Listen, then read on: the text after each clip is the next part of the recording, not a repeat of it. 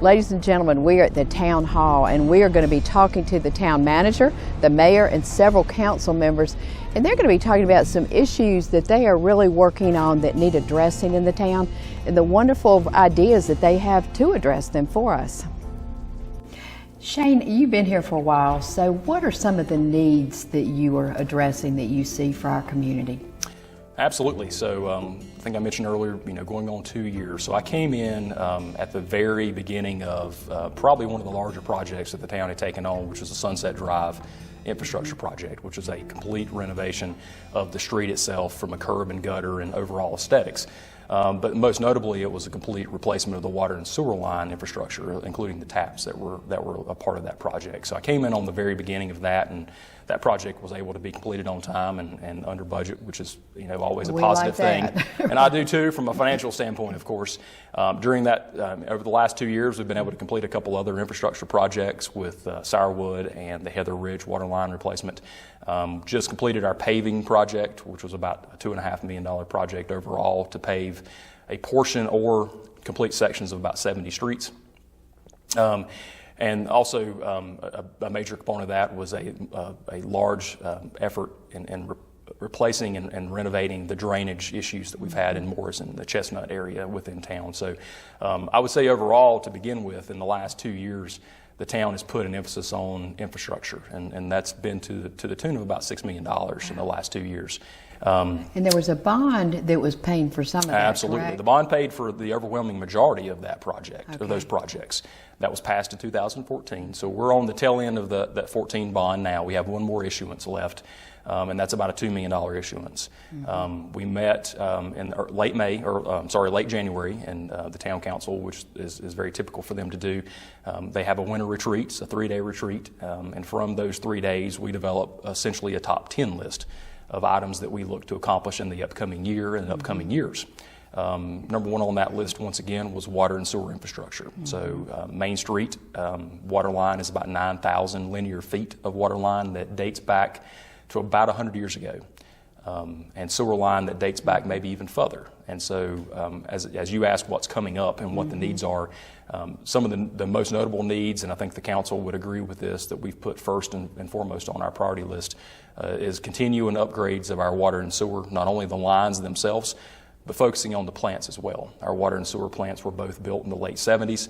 A lot of what's there has been there since the late 70s, so we're now approaching the 4th or 5th decade of some of that infrastructure. So overall, we look this year to propose a fairly large debt package that would include upgrades to the water and sewer plant to get them to really where they need to be. Also, it would include new water line and sewer line along Main Street, including the taps to go to those businesses and homes along Main Street. And then after that, focusing on some of the things that we've been working on recently, we look to try to bring an ambulance to Blowing Rock full-time, 24/7, which has been requested now since 1974. I think I went back and looked at some data. Mayor Hayden Pitts at the time had requested of the Watauga County Commissioners full-time ambulance service to be placed here in I think September of 1974. So we continue that push. Mm-hmm. That was number 2 on our list. After that, we've got a number of projects that we're hoping to utilize some grant money for, also some local bond money that we've had set aside, upgrades to our park, including additional bathrooms, ADA accessibility to our park that doesn't exist right now, especially on the west side of the park, and just a number of other things that I think that you could look at as being just an overall improvement to the town. Mm-hmm. Well, water and sewer, 100 years old for some of that, and the materials that are available are much better. So. Absolutely. I think the foresight that folks had all across the state and across the country, in the 1920s and 30s, and especially after World War II, a ton of foresight in putting infrastructure into these small towns.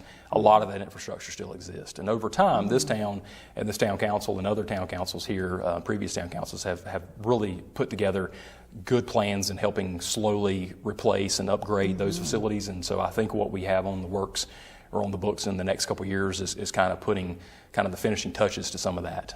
Some of the larger projects that we were holding off on now are, I think, going to become a fruition, which is good. Absolutely. Yeah, but water and sewer is the two things that you don't think a lot about because obviously it lies in the ground the majority of the time. But almost everyone in town utilizes those services. We have over 2,000 water customers and 2,000 sewer customers that depend on clean water and toilets and sinks that flush and drain. So we look to continue to do what we can to keep those upgraded and keep those facilities running at the top notch. Let's talk about the needs of the area. We've talked about the benefits, but as you've been a member of the town council and certainly been a resident for a number of years, what do you see if you had to give maybe your 3 major needs for the community looking forward? Well, I think that there's a number of different ways that I could answer this, and since I'm here as a council member, I think I'll answer it through that lens. All right. The thing that I've heard consistently in the 21 years I've lived here is people don't want Blowing Rock to change. They moved here because Blowing Rock is what it is, and they love that. And I did that too, to an extent.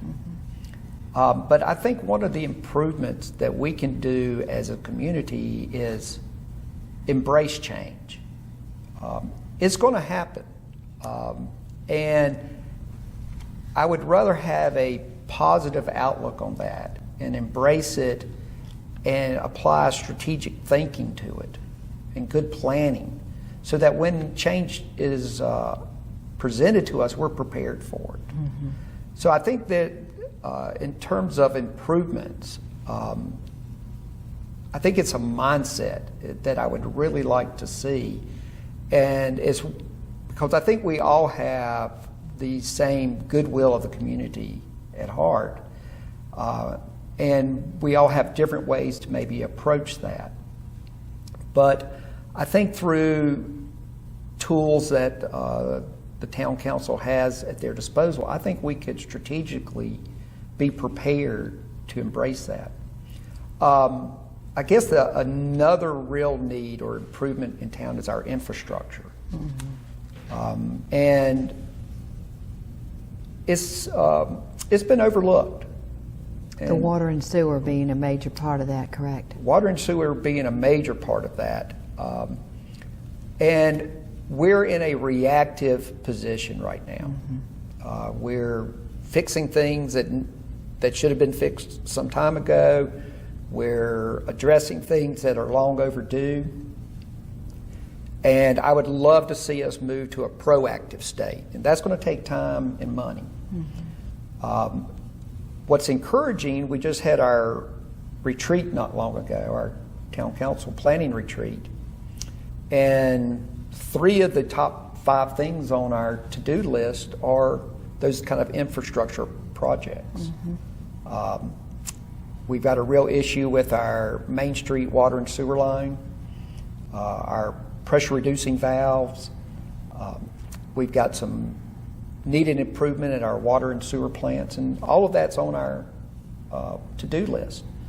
The price tag for that is, upwards of $6 million. Compare that to a $8 million annual budget. So it's hard to balance that, but we've got to. We're in a position that we don't have a choice now, and we've got to address those. And it would be great if, as we move forward, we can move from being reactionary to being proactive with those. And that, to me, is being a good steward of the people that you serve when you're going to be proactive instead of reactive. So I heard that from Shane that the infrastructure for sewer and water and sewer is 100 years old or more, and so the fact that it has not been tended to and upgraded sufficiently during that time, people need to realize it has to be done. If you don't flush your toilet or run your water and it's not working, that's not acceptable. I mean, it's out of sight, out of mind. Yeah. And it's not glamorous. Right. And it's hard to address it when it's not right in your face, and it's in our face now. And I look at last night or the night before, I was looking at the news about Jackson, Mississippi, and the problems that they have there right now. And here's a community of 166,000 people, and their public works director is telling them they need $2 billion for infrastructure. Whoa. I did the math. That's $12,000 for every man, woman, and child in that community. I don't think that we're anywhere near that, but I do think that we've got to focus on that, and the council is doing that. So the three things, infrastructure, you know, we had the bond issued. We've got to get all of that in place and bid it out. And our water and sewer and storm water lines are, you know, archaic, just non-existent in some places. And this Christmas, our public works guys were, instead of falling asleep with their kids and making building gifts at the last minute, they were here with you know, blown water and sewer lines, because we've had a lot of snow, and this winter was a true winter. You know, we've had some that are warmer, but we've had a real winter this winter. So, you know, that needs to be fixed. And so, were there some issues that came because of the snow again this year? And they always do. I think it's just the infrastructure is not glamorous, and so it gets kicked to the side, and something more sexy or glamorous or that you can see gets fixed first. And we've got to do that, and we've made great gains to get all of that in place. And so as soon as we can get it in place, our public works guys can fall asleep with their kids and be Santa Claus the next morning. So that would be number one to me. The second thing is we have such a wonderful, I'm so excited about the sidewalk that's going from speckled trout around to Bass Lake. And a lot of people know me, and when I ran for public office, because I was the woman with the double stroller. I had a big blue stroller, and I walked all over town, and we'd walk the kids to school, the older kids to school, and the little ones were and I've walked that road to Bass Lake and looped back around, and it's a wonderful walk, but now we'll have a sidewalk to walk on. And then we've got the Middle Fork Greenway. The entrance is in Blowing Rock, and I was part of the advisory board for years before when we first moved here, and just love the whole idea of being able to walk or bike from Blowing Rock to Boone. It's downhill. It's down the mountain, you know. It's now coming back. You got to come back. It's another thing, and maybe they'll set up an Uber or whatever, a shuttle. But we've always loved that idea, and Ben could bike to work. It's 6 miles. It's not far. That's in place. All their funding's in place, and that's right there at Tanger. You know, that entrance is set, and there's a little parking area there, and once they get going, so we will link that with a sidewalk, the town will, from the Middle Fork along Main Street, from Chatola to the speckled trout. And it's going to change Blowing Rock in wonderful ways, and we'll see pedestrians all over town and walking and enjoying the outdoors, and it'll, in my opinion, it'll slow everybody down. And they'll really, you know, when you walk a city, it's different than driving through it, and they'll, you know, I think it'll just be wonderful in ways we can't even imagine. So that would be the number two thing. And then the number three is we're so excited the TDA is funding a consultant that's coming to help us have sustainable tourism. And I think the third thing, and this has been something that's been kicked to the side too, is parking. We've got to manage our parking better. And the town bought the lot property that the DOT owned right across the street from Food Line. So that could be parking easy. That really high area when you come around onto it's high, and with not a lot of work, we could do satellite parking there. But we're going to wait to hear from the professional and to hear from the town, and he's going to be here for a whole month. in June and July, our busiest time of year. Good. So he'll see it firsthand. He will. You know, it's hard for us to see it firsthand when we're all involved, and we're, you know, the kids and I are walking in the parade with our Middle Fork Greenway sign, or they, you know, maybe they have on their scout uniforms or whatever, or have decorated the golf cart or whatever. It's hard to see where the traffic's coming in, how it's flowing around the town, and Roger will be able to, you know, I'm hoping he'll use all our technology and drones and drive through, walk through, kind of get a feel for how it's all working. Charlie, what are some of the things that you see as mayor and as member of the council that need improvement? And I know some things came to light during what you saw with COVID, but also infrastructure type things. I think that first and foremost, our infrastructure is something that needs to be addressed. It's ongoing.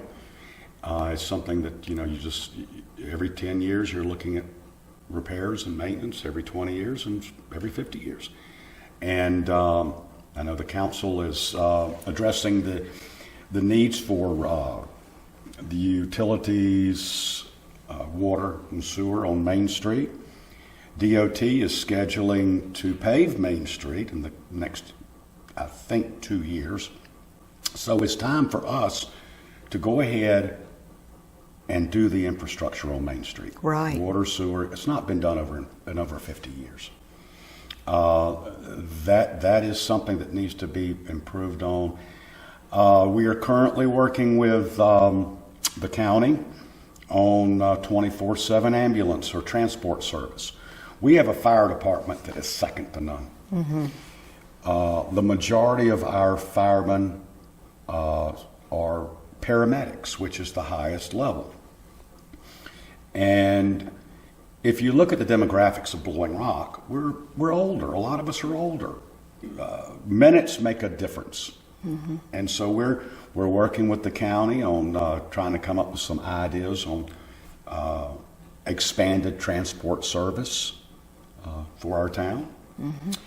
You know, our playground is something that is really a must. Growing up here, the playground was the focal point for all the children. And we are one of the few communities that I know of that have a playground still in the middle of town. And it's used. I mean, it just record number of tourists this year, and they're just out there swinging and climbing and everything. We see tourists, we see locals. I've had my grandchildren out there. And so it's really good. So we're moving, the council's moving forward on working on plans for continued expansion and growth of our Memorial Park. Little history, the town bought Memorial Park in 1939. I believe it was from the Coffey family that had owned it when the second Watauga Inn burned. My grandfather was instrumental in working out the purchase of the property to make it a park. So it had an inn on it at one point? It burned down? Yes, there was the Watauga Inn Okay. was in the middle of the park. And there were two Watauga Inns, both of which burned. First one burned, they built it back, second one burned. So at that time, I guess they decided Not gonna do it again. Maybe you shouldn't build it back, you know, 3 times you're out. But some say parking, maybe we do need more parking. There's a company doing a survey and on tourism in Blowing Rock and making recommendations to our tourism development authority, which they'll bring back to the council on how we can better manage our community and our tourism. Something else that's taking place this year that's been needed for many years is crosswalk signage at Main Street and Sunset. The Main Street and 221 will not have independent poles, but we'll have crosswalk signage and marked crosswalks, which is something that's really been needed. So those are just some of the highlights of things that will be improved on. And I have confidence in the council that they'll move forward in a positive manner They're all revenue minded. They're all, as I said before, have the best interests of the community at heart, and we'll make the decisions accordingly.